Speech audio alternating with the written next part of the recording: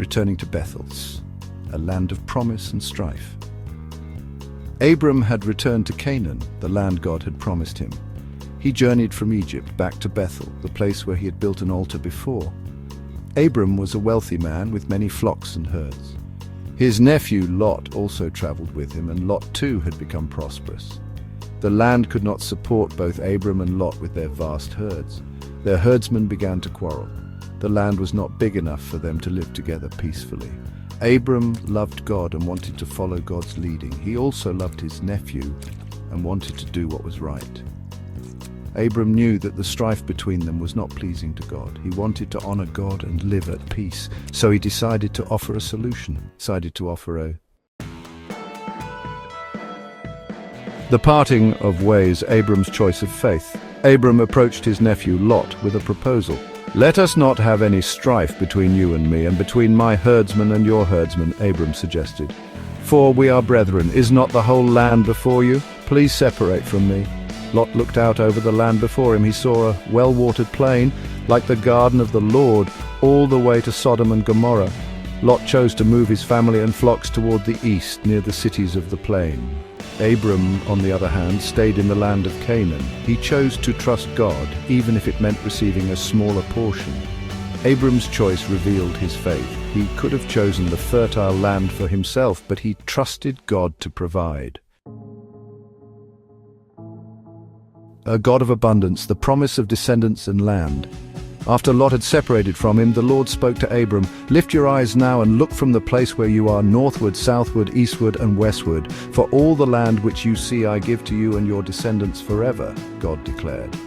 The Lord continued, "And I will make your descendants as the dust of the earth, so that if a man could number the dust of the earth, then your descendants also could be numbered." God promised Abram a vast land and countless descendants, a promise that seemed impossible at that time. This promise revealed the nature of God. He is a God of abundance who blesses beyond measure. Even though Abram had given up the best land, God promised him even more. Section 4. Courage and Rescue. Abram's defense of Lot. News reached Abram that a great battle had occurred in the valley. Kings from the east had invaded the land and taken many captives, including Lot and his family. Abram, hearing that his nephew was taken captive, did not hesitate. He gathered his trained men, 318 in number, born in his own house, and pursued the enemy kings. Abram and his men pursued the kings to the north, near the city of Dan. He divided his forces and attacked at night, defeating the enemy and rescuing the captives. This act of bravery showed Abram's courage and loyalty. He risked his own life and the lives of his men to save his nephew, showing the depth of his love and commitment. Section 5. Melchizedek's Blessing, a priestly king and a grateful Abram. On his way back from rescuing Lot, Abram encountered a mysterious figure, Melchizedek, the king of Salem and a priest of God Most High. Melchizedek blessed Abram, saying, "Blessed be Abram of God Most High, possessor of heaven and earth, and blessed be God Most High, who has delivered your enemies into your hand." Abram, deeply moved by the blessing, gave a tenth of all the spoils of war to Melchizedek. This act demonstrated Abram's gratitude to God and his recognition of Melchizedek's authority as a priest of the Most High God. Melchizedek's appearance foreshadowed the coming of Jesus Christ, who would be both king and priest. Abram's offering of a tithe acknowledged God's ownership of all that he possessed. Section 6. The Everlasting Covenant, a promise sealed in blood.